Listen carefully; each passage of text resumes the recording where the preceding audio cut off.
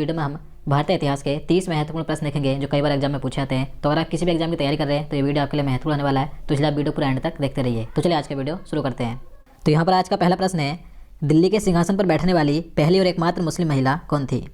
तो दोस्तों दिल्ली सल्तनत पर शासन करने वाली पहली और एकमात्र मुस्लिम महिला थी रजिया सुल्तान। तो इसका राइट आंसर ऑप्शन बी हो जाएगा। देखिए रजिया सुल्तान ने 1236 ईस्वी से 1240 ईस्वी तक दिल्ली पर शासन किया था। और देखिए रजिया सुल्तान ये इल्तुतमिश की पुत्री थी, तो याद रखना है।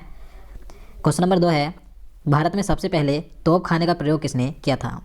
तो दोस्तों भारत में सबसे पहले तोप खाने का प्रयोग किया था बाबर ने। तो इसका राइट आंसर ऑप्शन डी हो जाएगा। देखिए बाबर ये मुगल वंश का संस्थापक था, तो इसने 1526 ईस्वी में पानीपत के प्रथम युद्ध में इब्राहिम लोदी के बीच सबसे पहले तोप खाने का प्रयोग किया था। इसके बाद नेक्स्ट क्वेश्चन है, अकबरनामा यानी कि आईने अकबरी किसके द्वारा लिखित है? तो देखिए जो अकबरनामा है जिसे कि आईने अकबरी कहा जाता है, जिसका कि शाब्दिक अर्थ है अकबर की कहानी, तो ये किसके द्वारा लिखा गया है? तो अकबरनामा लिखा है अबुल फजल ने। तो इसका राइट आंसर ऑप्शन बी हो जाएगा।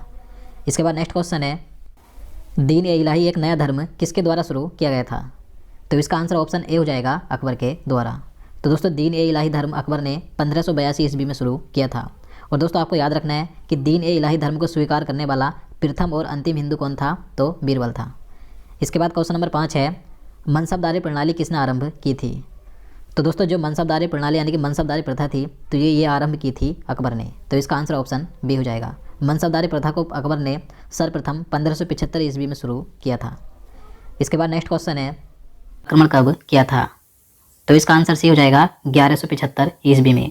तो देखिए मोहम्मद गौरी ने भारत में सबसे पहले 1175 से 76 में मुल्तान और कच्छ पर आक्रमण किया था और आसानी से विजय प्राप्त कर ली थी। इसके बाद नेक्स्ट क्वेश्चन है, किस शासक ने वर्ष 1191 में मोहम्मद गौरी को पराजित किया था? तो इसका आंसर ए हो जाएगा, पृथ्वीराज चौहान ने। तो देखिए मोहम्मद गौरी और पृथ्वीराज चौहान के बीच तराइन के 2 युद्ध हुए थे। तो तराइन का पहला युद्ध 1191 ईस्वी में हुआ था, जिसमें पृथ्वीराज चौहान ने मोहम्मद गौरी को हरा दिया था।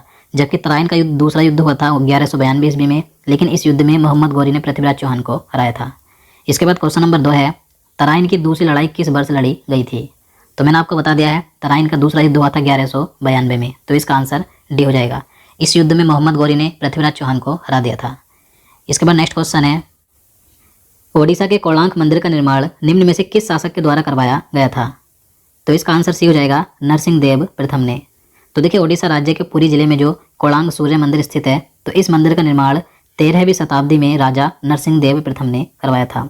और देखिए ये जो कोणार्क का सूर्य मंदिर है, इसे 1984 में यूनेस्को ने विश्व धरोहर स्थल के रूप में मान्यता दी थी। इसके बाद क्वेश्चन नंबर 10 है, विक्रमशिला विश्वविद्यालय की स्थापना किसके द्वारा की गई थी? तो देखिए विक्रमशिला विश्वविद्यालय की स्थापना की थी धर्मपाल ने। तो इसका आंसर बी हो जाएगा। देखिए पाल वंश के राजा धर्मपाल ने 8वीं शताब्दी में विक्रमशिला विश्वविद्यालय की स्थापना की थी। वर्तमान में यह विश्वविद्यालय बिहार के भागलपुर में स्थित है। इसके बाद नेक्स्ट क्वेश्चन है, राजतरंगिणी पुस्तक के लेखक कौन है? तो राजतरंगिणी पुस्तक के लेखक हैं कलहड़। तो इसका आंसर बी हो जाएगा। देखिए राजतरंगिणी कलहड़ द्वारा रचित एक संस्कृत ग्रंथ है, जिसकी रचना इन्होंने 12वीं सदी में की थी। देखिए इस राजतरंगिणी ग्रंथ में कश्मीर के राजाओं का वर्णन किया गया है। इसके बाद अगला क्वेश्चन है, 1618 ईस्वी में हर्षवर्धन को निम्न में से किसने पराजित किया था? तो इसका आंसर बी हो जाएगा, पुलकेशिन द्वितीय ने। तो देखिए पुलकेशिन द्वितीय चालुक्य वंश के एक प्रसिद्ध राजा थे, जिन्होंने हर्षवर्धन को 1618 ईस्वी में पराजित किया था। और जो हर्षवर्धन थे ये पुष्यभूति राजवंश के राजा थे। इसके बाद अगला क्वेश्चन है, निम्न में से किस मंदिर का निर्माण राष्ट्रकूट वंश के राजा के द्वारा किया गया था? तो इसका आंसर ए हो जाएगा, कैलाश मंदिर का। तो देखिए कैलाश मंदिर का निर्माण राष्ट्रकूट वंश के राजा द्वारा किया गया था। राष्ट्रकूट वंश के नरेश कृष्ण प्रथम ने 1757 से 1783 ईस्वी में निर्मित कराया था। देखिए कैलाश मंदिर महाराष्ट्र के औरंगाबाद जिले में प्रसिद्ध एलोरा की गुफाओं में स्थित है। इसके बाद अगला क्वेश्चन है, प्राचीन काल में गंधार कला शैली को किस राजवंश ने विकसित किया था? तो देखिए गंधार कला ये एक प्राचीन भारतीय मूर्ति कला थी, जिसे कुषाण वंश ने विकसित किया था। तो इसका आंसर ए हो जाएगा। और देखिए इस गंधार कला की विषय वस्तु भारतीय थी, लेकिन इसकी जो कला शैली थी यूनानी और रोमन थी। तो याद रखना है। इसके बाद अगला क्वेश्चन है, बारहमिहिर के द्वारा निम्न में से कौन सी पुस्तक लिखी गई थी? तो इसका आंसर सी हो जाएगा, बृहत संहिता। तो देखिए बारहमिहिर ये 5वीं और 6वीं शताब्दी के भारतीय गणितज्ञ एवं खगोलज्ञ थे, जो चंद्रगुप्त विक्रमादित्य के नवरत्नों में से एक थे। तो इन्होंने 3 महत्वपूर्ण पुस्तकें लिखी थी, आप यहाँ पर देख सकते हैं, बृहद जातक, बृहत संहिता और पंच सिद्धांतिका। तो तीनों याद रखनी है। इसके बाद नेक्स्ट क्वेश्चन है, निम्न में से कौन प्रतिहार वंश का महानतम शासक था? तो इसका आंसर सी हो जाएगा मिहिर भोज यानी कि भोज प्रथम। तो देखिए जो प्रतिहार वंश है तो इसे गुर्जर प्रतिहार राजवंश भी कहा जाता है। तो इसके महानतम शासक थे मिहिर भोज। और देखिए इस वंश के संस्थापक कौन थे? तो प्रतिहार वंश के संस्थापक था नागभट्ट प्रथम। और देखिए इस वंश के शासकों ने मध्य उत्तर भारत के बड़े हिस्सों पर मध्य 8वीं सदी से 11वीं सदी के बीच में शासन किया था। इसके बाद अगला क्वेश्चन है, गुजरात के उस आखिरी हिंदू राजवंश का नाम क्या था जिसका शासन 1244 से 1304 ईस्वी तक चला था? तो इसका आंसर सी हो जाएगा बाघेला राजवंश। तो देखिए गुजरात का आखिरी हिंदू राजवंश था बाघेला राजवंश। देखिए ये बाघेला राजवंश 13वीं शताब्दी में गुजरात पर शासन करने वाला चालुक्य यानी कि सोलंकी वंश का एक वंश था। इसकी राजधानी ढोलका थी। और देखिए इस वंश का प्रथम शासक था विशाल देव और अंतिम शासक था कर्णदेव यानी कि कर्ण द्वितीय। इसके बाद अगला क्वेश्चन है, 1326 ईस्वी में किसकी लड़ाई सिकंदर महान के द्वारा राजा पोरस के विरुद्ध लड़ी गई थी? तो इसका आंसर ए हो जाएगा झेलम की। तो देखिए जो झेलम का युद्ध था यानी कि इसे हाइडे स्पीच का युद्ध भी कहा जाता है। तो ये झेलम नदी के किनारे सिकंदर और पंजाब के राजा पोरस के बीच हुआ था। इस युद्ध में पोरस ने सिकंदर को पराजित कर दिया था। इसके बाद क्वेश्चन नंबर 19 है, किस धर्म के भिक्षुओं के लिए चैत्य और विहारों का निर्माण किया गया था? तो इसका आंसर भी हो जाएगा बौद्ध धर्म के। तो देखिए बौद्ध धर्म के भिक्षुओं के लिए चैत्य और विहारों का निर्माण किया गया था। देखिए बौद्ध धर्म में चैत्य ये पूजा के स्थान थे जबकि विहार भिक्षुओं के निवास के स्थान थे। इसके बाद अगला क्वेश्चन है, हर्यक वंश का शासक अजातशत्रु किसका पुत्र था? तो देखिए अजातशत्रु ये हर्यक वंश का शासक था। तो ये किसका पुत्र था अजातशत्रु? तो ये बिंबिसार का पुत्र था। तो इसका आंसर डी हो जाएगा। इसके बाद क्वेश्चन नंबर 21 है, प्रसिद्ध चिकित्सक जीवक किसके द्वारा नियुक्त किया गया था? तो देखिए जो प्राचीन काल में प्रसिद्ध चिकित्सक हुए हैं जीवक, तो ये किसके द्वारा नियुक्त किए गए थे? बिंबिसार के। तो इसका आंसर डी हो जाएगा। देखिए जो जीवक थे ये गौतम बुद्ध के समय के प्रसिद्ध वेद थे। इसके बाद अगला क्वेश्चन है, नंद वंश का अंतिम शासक निम्न में से कौन था? तो देखिए नंद वंश का अंतिम शासक था घनानंद। तो इसका आंसर ए हो जाएगा। घनानंद की मृत्यु 321 ईसा पूर्व में हुई थी, जो कि नंद वंश का अंतिम शासक था। देखिए नंद वंश का संस्थापक था उग्रसेन। तो उग्रसेन के 8 भाइयों में घनानंद सबसे छोटा था। इसके बाद क्वेश्चन नंबर 23 है, चालुक्य वंश का संस्थापक कौन था? तो चालुक्य वंश का संस्थापक था पुलकेशिन प्रथम। तो इसका आंसर डी हो जाएगा। देखिए चालुक्य वंश की स्थापना पुलकेशिन प्रथम ने 543 ईस्वी में की थी।